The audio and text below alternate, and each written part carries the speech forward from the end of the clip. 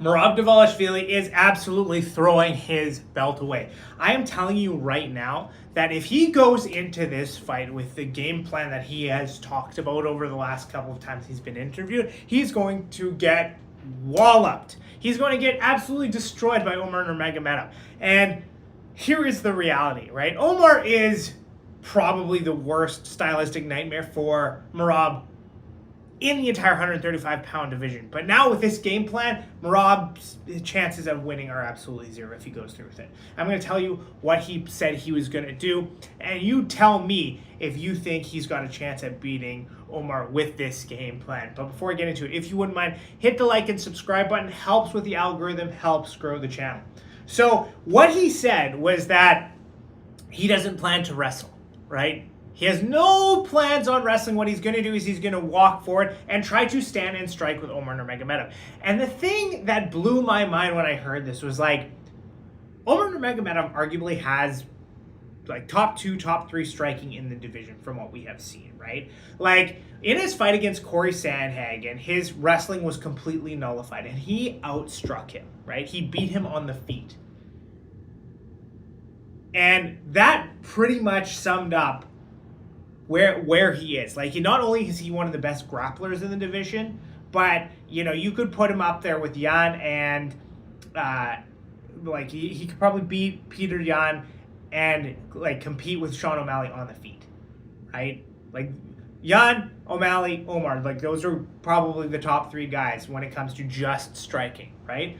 So it's like Merab has never finished anybody. He's not much of a striker. He's got some okay kicks and whatever, but his thing is wrestling and pace, right? And his whole thing is like, okay, well, I'm not going to wrestle. I'm just going to, stand and strike and make it a really good fight with Umar. But dude, you are going to get destroyed if that is your plan, right? And here's the thing, right? Like, this could just be him trying to hype the fight, try to get more people to buy into the pay-per-views, right? Like, a lot of people look at Merab and they're just like, it's going to be a decision. He's just going to wrestle him for 25 minutes, not do a whole lot of damage.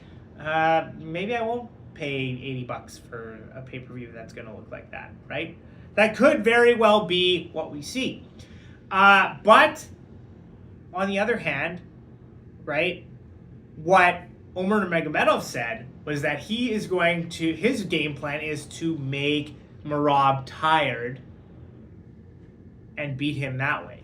Through like pace.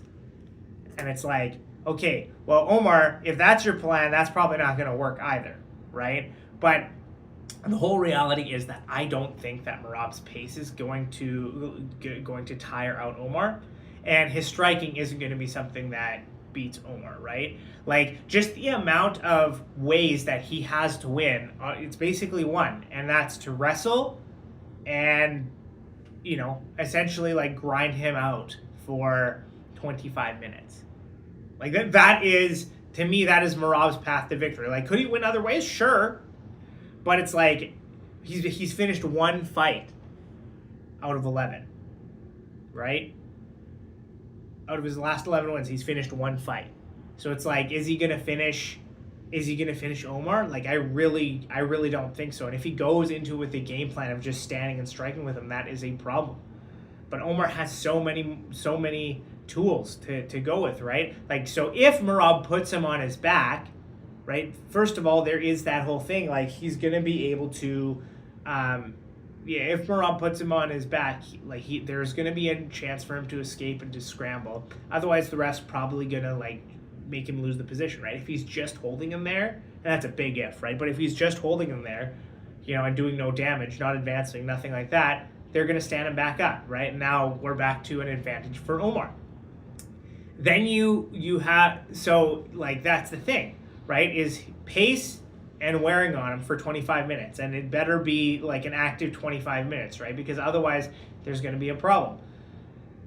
But then Umar has so many more ways to win, right? Like he can win on the feet. He has a good chance of outdoing him in the grappling department. He has a good chance of submitting Merab.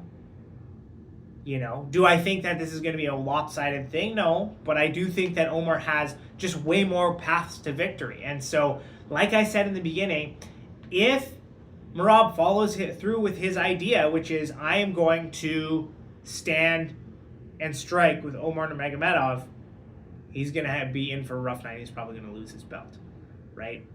And this is the thing, right? The other part of this too is injuries. Now, both of them have talked about how both of them talked about the fact that they both have injuries, right? Merab said he wanted to get some stuff taken care of before he accepts the fight. Umar mentioned that he had like a fractured arm or something like that. Now, again, this is just, speculation at this point. It's like, oh, maybe it was kind of a fracture, but we healed it and it's good now. All these things.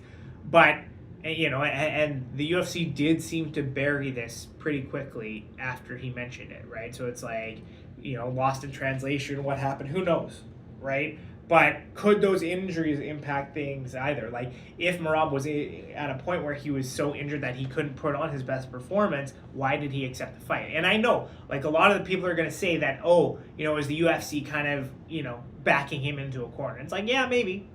Could be. Absolutely, that is a distinct possibility, right? But Umar, I don't think he would have accepted the fight if he was truly injured, right? Like, yeah, that camp, that entire Dagestani crew, like, they're not going to fight if they're not ready, right? Yeah, even if it puts it on hold for, 3-6 months. So it's kind of, I believe that a little bit more. But anyway, that's neither here nor there. I was kind of off on a tangent. Bottom line is, I think that Merab, if he goes through with his game plan to stand and strike with O'Malley, or stand and strike with Umar, he's in for a rude awakening. His best chance is pace and to try to grind it out with the wrestling. And even then, like, is his wrestling going to be enough to beat Umar? I don't know, right? But what I'm predicting for you is that we're going to see another Nurmagomedov with a belt. Thank you guys for watching. We'll see you next time.